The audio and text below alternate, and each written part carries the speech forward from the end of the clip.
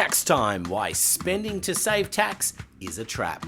Join the bucket list accountant himself, David Patterson, as we explore how to make smarter end of financial year decisions without falling into the trap of spending money just to save tax. Learn why your business goals should drive your spending decisions, discover how bringing forward planned investments can support genuine growth, and gain insights into avoiding costly mistakes around car purchases, equipment upgrades, and last-minute marketing pressure. This episode provides a practical framework for using tax time as an opportunity to strengthen your business and move closer to your bucket list goals. I'm your co-host Anthony Pearl. Let's dive into making your bucket list happen. David, let's turn our attention to tax time. It is always a hot topic for everyone. It's the time of year where we start seeing lots of ads on TV. It's end of financial year, come and buy this and that, and they're enticing you into these different things. And often we think of it in terms of personal items, but there's an opportunity, isn't there, to utilize this to tick off bucket list items for your business. Yeah, there is, Anthony. And traditionally, tax time is about spending money to save tax. And I've had many examples of clients who have spent money with the only goal of saving tax, which, I mean, I'm an accountant and saving people tax is one of the parts of the job. But saving tax, spending money for the sake of saving tax to me has never made sense. $100 spent to save $35 to $40 in tax has never made a lot of sense to me. But if you can take advantage of 30 June and be spending money on things that are going to help improve your business and maybe bring that cost forward, like it might be something that you're going to do in September, for example. Let's bring that forward to June and take advantage of the tax deduction. But it's on something that you're going to spend money on at a point in time that was going to improve the business. Yeah, and I think that's the trick here, isn't it? To use it as an impetus to maybe make a decision now to buy something because there's a slight advantage to it. Not that the advantage is the main driver, more that it's an opportunity to look at the bucket list and go, well, it's just that little cherry on top, which gives it the nudge to say, let's do it now. Oh, 100%. And, that it could be that leading into 30 June, people are having specials or sales. Officeworks is a prime one. You see them advertising all the time coming up to the end of financial year. There's something you're going to buy anyway. Buying it before 30 June gives you the tax deduction. Also, potentially, you're getting it at a slightly cheaper amount because people are giving a slight discount to try and get your money in the door before 30 June for them. I think the important thing here is actually understanding what your business needs first. And that can look like all sorts of things, right? Because people tend to think, because you're led by the advertising, more of the bigger ticket items or the stuff that might be more physical and making a difference. It could, as you talk about Officeworks, it might be, new desks or a new computer. But there's a lot of other things that can help the business that might be the right time to actually pull the lever and actually do that. And it could be one-off items that could involve doing something for all of the team.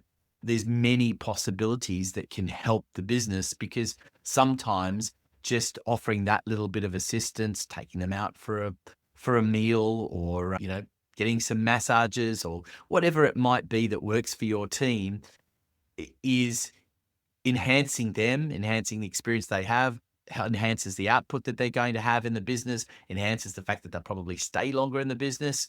All of those things can be very much net positives in the longer run. They're not necessarily, as you talk about, necessarily just straight dollars and cents. Oh, 100%. And any of those things where it makes the team, everyone, you, the owner, the team, it makes them feel better, makes them feel wanted and needed. All of that sort of stuff can be really key drivers to making the business go better. And again, back to the tax deduction element of it, using that 30 June as the opportunity to say, okay, we were going to do this in August, September, October, whatever the case may be. Let's bring it forward, which means that your team get the experience sooner. So they get the benefit out of that. The business then gets the benefit of the increased enthusiasm around it.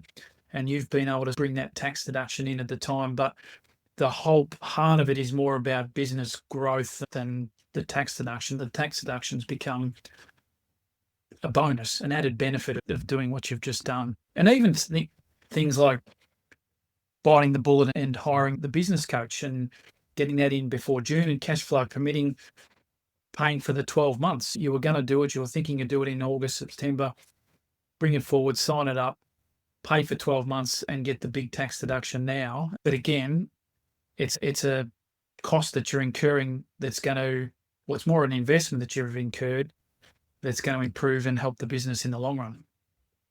And I think there's often a focus on some of these bigger ticket items as along the way. And a part of that's because of the advertising, and part of that's because of government incentives that have existed at various times that have said, right, you've got a certain amount that you can spend and get a tax deduction for. And that's great when that happens. But again, people see okay, I've got X amount to spend, but doesn't mean that you have to look at one big ticket item just because there might be an incentive to spend $30,000 doesn't mean you have to go and buy a car. No, and I don't think the incentive that the government had with the 100% tax deduction on equipment, cars, any form of equipment, had a lot of people going out and buying cars, buying tractors, buying whatever, because they were getting 100% tax deduction for it. Now, the 100% tax deduction was great, but unless you needed the car, unless you needed the tractor, unless it's going to improve things, you've still outlaid more money than what you're getting as a tax deduction. So it still, to me, always comes back to, is the new car going to help in any way? And it may just be, like, there's nothing wrong with going, well, I've had this old car for 6 years. I just want a new car. That's great. Let's take advantage of it. And it's filled a need beyond just the tax deduction because you've just felt like you wanted to treat yourself to a new car. No problem. Don't just buy the new car because you're getting 100% tax deduction if you bought a car 2 years ago, because you're out of pocket from a cash flow perspective. I think all these decisions still need to be made around, is it going to help improve my business? Is it going to make my business better?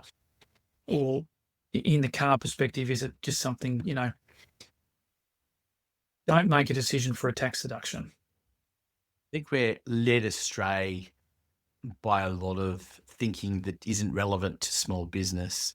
For example, in the corporate world, you often hear departments saying, well, we have to spend our budget before the 30th of June because if we don't, we won't get allocated the same budget next year. And we can debate the wrongs and rights of that, but when it comes to small business, that's not a sense of thinking that comes into it, because at the end of the day, most of the small businesses, the owner is central figure to that.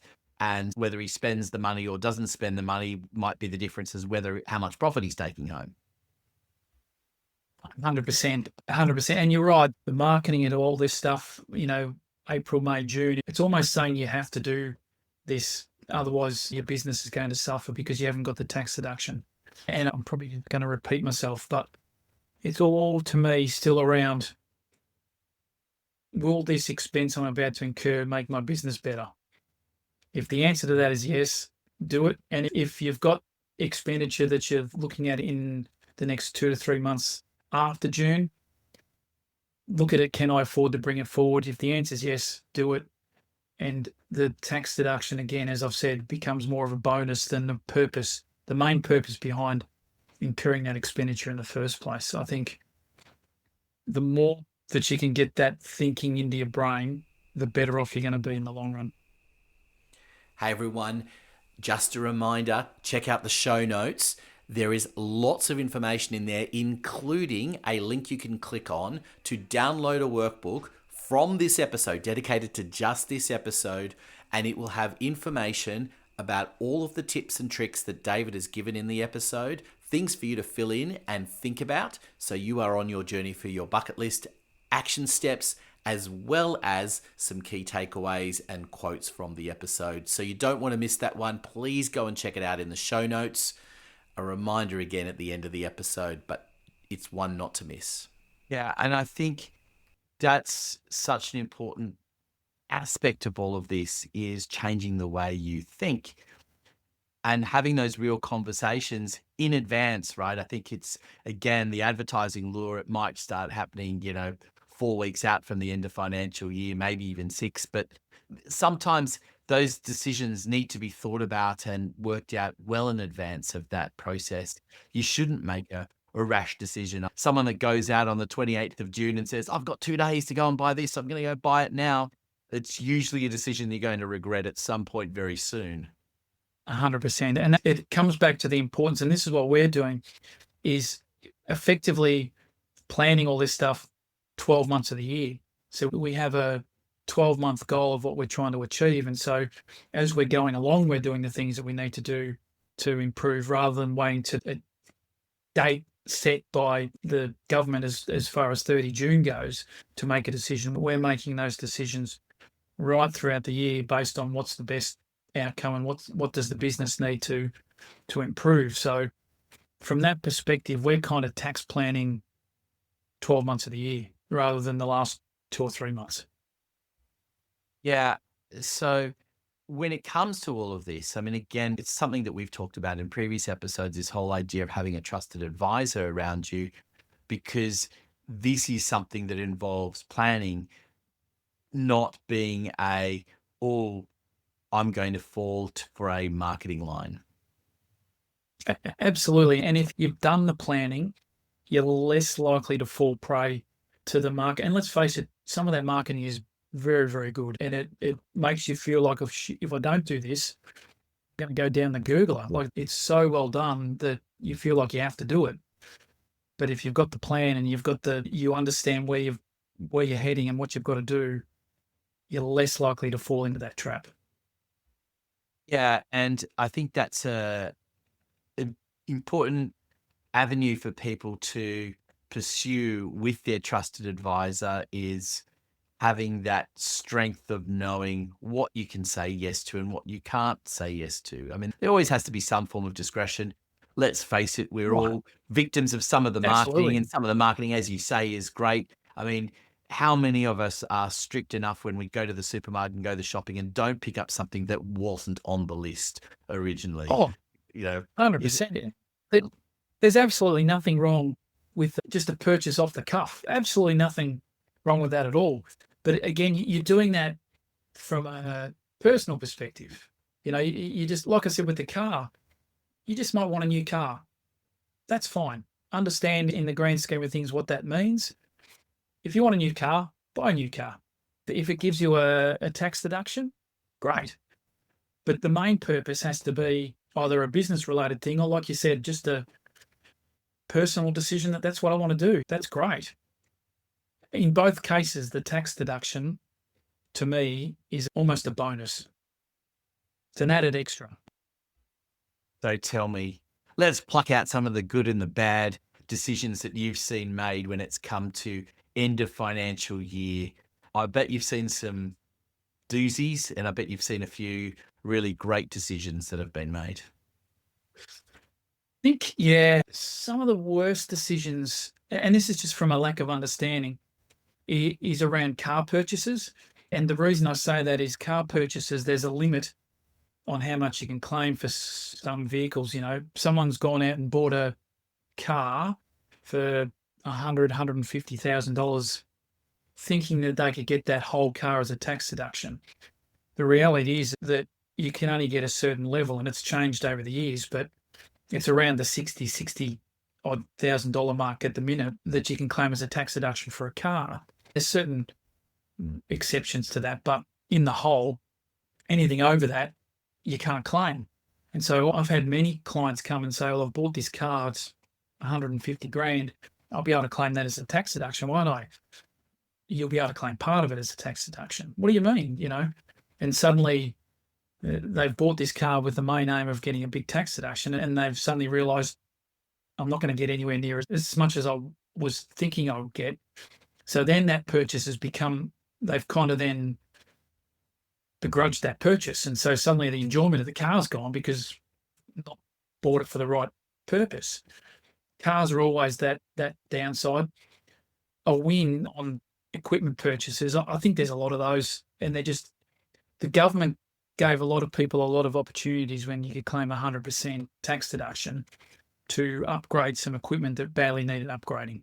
So, they were some good wins that we can't get anymore. They've changed the rules, but when they were made because the farmers had the tractor for 30 years and suddenly here's a great opportunity to get a brand new one and get some benefit as well, it's a win for everyone.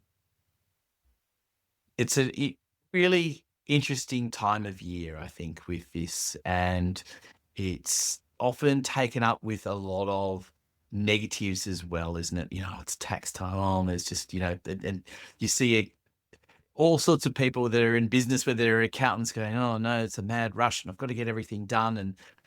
But as you say, it can be a great opportunity, and it's a great opportunity not because of the small tax advantage that may or may not be had, but because there are sales, there are avenues to do it, and it is look, we need to get some stuff into the business, done for the business. Yep. Well, let's look at that and say, well, everyone is out there offering stuff, so let's jump on that bandwagon because we know that we need X, Y, Z. We know that there's this much available in cash flow to make that possible. So let's jump on and do that. Absolutely. It's a great opportunity to bring forward and take advantage of it now because of the 30 June deadline. So if you're planning on doing something, bring that forward, and then you get the benefit and the advantage of that for a few extra months than what you would have done. So it's a great time to do that. Absolutely. So just to wrap things up, for those of people that are listening, and we hope you're not listening on the 28th of June or the 30th of June, that'd be even worse. So as long as you're listening well before that, the question that you need to answer is what are the steps that people need to take immediately to say, okay, is there something I can take advantage of at this tax time? What are the first things they need to do before they get to the point where they make the purchase? I think it's about having a think about what the business needs to make the business better. And if that's new computer equipment, if that's a new piece of equipment, a new car, if there's things that they need to make the business better, start to have a look now. And like you said, hopefully they're not listening on the 28th of June or the 1st of July. Start having a look now at where you can get that stuff. Look at who's having discounts or sales or whatever leading up to 30 June. And be able to make a decision that's an informed decision, not a rushed end of June decision. Look at things that might also help your team, that ultimately will help your business go better and may help you as an individual. And as we started in the beginning, that may be a business coach. It may be taking people out for dinner, whatever it might be. If it's going to make an impact on the business, take advantage. Absolutely. The Bucket List Accountant podcast is brought to you by David Patterson and his team at Bucket List Accountant. Go and visit their website for more information, details of course in the show notes. I'm Anthony Pearl, your host from Podcast Done For You. We look forward to having your company in the next episode.